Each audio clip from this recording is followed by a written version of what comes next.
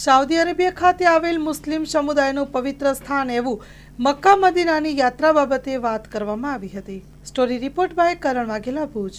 જે યુદ્ધ ચાલુ છે એ ઈરાન અમેરિકાનું ચાલુ છે અને ખાસ કરીને સૌદી અરબમાં તો એ જાતનો ક્યારેય પ્રોબ્લેમ આવશે જ નહીં, કારણ કે સૌદી અરબની જે હાજીઓ માટે જે વ્યવસ્થા હોય છે ને એ બહુ એક નંબર વ્યવસ્થા હોય છે। કારણ કે કદાચ કોઈ રહી પણ જાય ને તો આની ગવર્મેન્ટ પોતે જ એ વ્યવસ્થા એવી ઊભી કરે છે કે કોઈને કોઈ જાતની તકલીફ થાય નહીં। અત્યારે તો બધું નોર્મલ છે, કોઈ જાતની ચિંતા કરવા જેવું છે નહીં। રેગ્યુલર જે ફ્લાઇટો છે, આકાશા છે, ઇન્ડિગો છે, ડાયરેક્ટ અમદાવાદથી પણ ચાલુ છે અને મુંબઈથી પણ ચાલુ છે। અત્યારે આપણો એક ગ્રુપ મદીના શરીફમાં છે, એ જે 7 તારીખના ગયો છે અને એકદમ નોર્મલ છે। બીજો ગ્રુપ પણ આપણો 23 તારીખના જવાનો છે, એ જ પછી ત્રીજા દિવસે। તો એમાં કોઈ જાતનું કંઈ ટેન્શન છે નહીં। ત્યાંના જે ગવર્મેન્ટ છે એ બહુ જ હાજીઓની રિસ્પેક્ટ કરે છે અને બહુ એકદમ સમજી લો ને કોઈ તકલીફ થાય એવું હોય જ નહીં ક્યારે।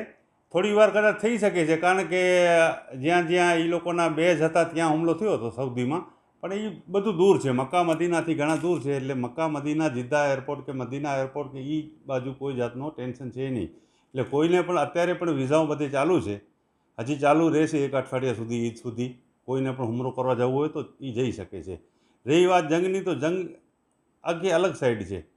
જંગથી કોઈ પણ જાતનો સૌદી અરબમાં કોઈ યાત્રાળુઓને તકલીફ પડે એમ નથી, બધું રેગ્યુલર થઈ ગયું છે। હવે 1-2 દિવસ હતી, ફ્લાઇટો બંધ હતી 1 દિવસ, પણ રેગ્યુલર હવે કોઈ જાતનું ટેન્શન નથી, બધે એકદમ બરાબર છે। અત્યારે પણ આપણો ઓલરેડી જે ગ્રુપ છે એ મદીના શરીફમાં છે ને અલ્હમ્દુલિલ્લાહ બધી ખૈરિયતથી છે। ડેઇલી મારી વાત થાય છે।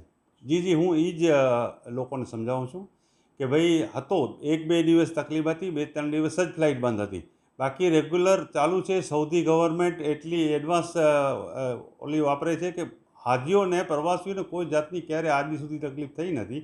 કોરોના ટાઈમમાં આટલો બધો હતો તોય પણ હાજીઓને જે પ્રવાસી હતા એ લોકોને વ્યવસ્થિત રીતે એ લોકો ઘર સુધી પહોંચાડે છે।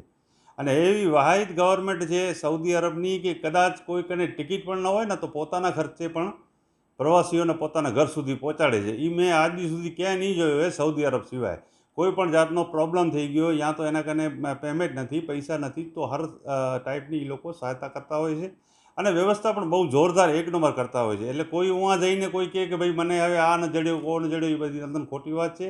કોઈ જાતનું એવું છે નહીં। સૌદી ગવર્મેન્ટ એટલે એક નંબર ગવર્મેન્ટ છે અને એ લોકો એવી વ્યવસ્થાઓ યાત્રાળુઓ માટે ને ખાસ કરીને ઇન્ડિયાના હાજીઓ માટે તો બહુ જ જબરદસ્ત વ્યવસ્થા હોય છે કે એ લોકો ખાલી નામ પડે કે હાજી ઇન્ડિયાનો છે તો એકદમ એક્સ્ટ્રા ઓલી સર્વિસ આપે છે અને બહુ વ્યવસ્થિત છે એમ। કોઈ જાતનો અત્યારે પણ કોઈ પ્રોબ્લેમ નથી। કોઈને પણ જવું હોય રમઝાન પછી સવારનો મારો પોતાનો પણ ગ્રુપ છે 23 તારીખના, તો એમાં પણ હાલી શકે છે। અત્યારે પણ વિઝા ઓલરેડી ચાલુ છે, કોઈ પણ જવામાં વાંધો નથી। જી વિઝા, ઉમરા વિઝા ચાલુ છે ઓલરેડી। જે ઉમરા વિઝા છે અત્યાર સુધી હજી ચાલુ છે। હજી મને લાગે છે કે કદાચ 8 દિવસ હજી રેગ્યુલર ચાલુ રહેશે, કારણ કે પછી હજ લાગી જશે। એટલે હજ માટે કરીને બંધ કરે છે એ લોકો। પછી હજની સિઝન એટલે 2-2.5 મહિના સુધી ઉમરાની વિઝા ન મળે આપણે, પણ વળી પાછો હજ પૂરો થઈ જશે એટલે મોહરમથી પાછો રેગ્યુલર કન્ટિન્યુ એ લોકોની જે રૂલ્સ પ્રમાણે છે એ ચાલુ રાખે છે એ વિઝા।